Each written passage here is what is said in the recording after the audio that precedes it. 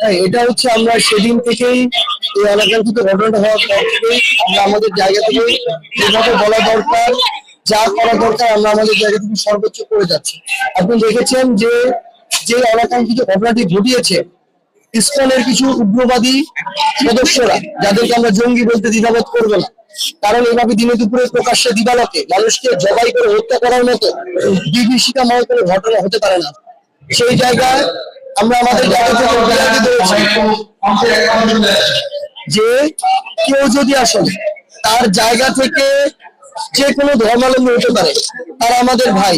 এই সাম্প্রদায়িক যে সম্প্রীতি এটি বাংলাদেশে থাকবে, কিন্তু কেউ যদি ধর্মকে ব্যবহার করে, সে যেই ধর্মের হোক না কেন, ধর্মকে ব্যবহার করে যদি যে কোনো ধরনের উগ্র সাম্প্রদায়িক কার্যকলাপে লিপ্ত হয়, সেটা ইসকনের মতো কোনো উগ্রবাদী সংগঠন হোক বা অন্য যে কোনো সংগঠন হোক, যে কোনো ধর্মের হোক, তাদের বিরুদ্ধে আমাদের অবস্থান সবসময় সোচ্চার থাকবে।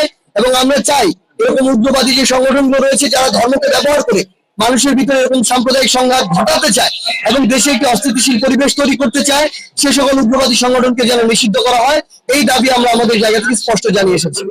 হচ্ছে ভেরিফিকেশন করতে হবে। আমার যে কোনো আহত ভাই কিংবা শহীদ পরিবার, তাদেরকে তাদের যে প্রয়োজনীয় ডকুমেন্টস গুলো এগুলো জমা দিয়ে তাদের ভেরিফাই করতে হবে প্রথমত। এরপরে আমরা প্রাথমিকভাবে আমাদের যে সহযোগিতাটি আহতদের ক্ষেত্রে 1 থেকে 3 লক্ষ টাকা, শহীদ পরিবারকে প্রাথমিকভাবে 5 লক্ষ টাকা, এবং সরকারের পক্ষ থেকে কিন্তু শহীদ পরিবারকে আবার প্রায় 30 লক্ষ টাকা দেওয়ার ঘোষণা দেওয়া হয়েছে। এটি শুধুমাত্র শুরু। আমরা আমাদের জায়গা থেকে যার যেভাবে প্রয়োজন, যতদিন প্রয়োজন, আমরা আমাদের জায়গা থেকে সারা জীবনই এই দায়বদ্ধতা নিয়ে এই ফাউন্ডেশন কাজ করব। তারা পুনর্বাসনের জন্য আমরা আমাদের পরিকল্পনাটি সাজাচ্ছি। ভেরিফিকেশন শেষ হলে কিভাবে প্রত্যেক পরিবার থেকে অন্তত একজনকে চাকরির ব্যবস্থা করা যায়, তার দীর্ঘমেয়াদী চিকিৎসার প্রয়োজন, তার দীর্ঘমেয়াদী আর্থিক সহযোগিতার প্রয়োজন, এই সামগ্রিক বিষয়গুলো নিয়ে আমাদের বিশ্লেষণ চলছে, পরিকল্পনা চলছে। আমরা ঢাকা সহ বিভাগীয় শহরগুলোতে তাদের জন্য শুধু আলাদা করে হসপিটাল আমরা বরাদ্দ করার যে পরিকল্পনা, সেটি আমাদের হয়ে গিয়েছে।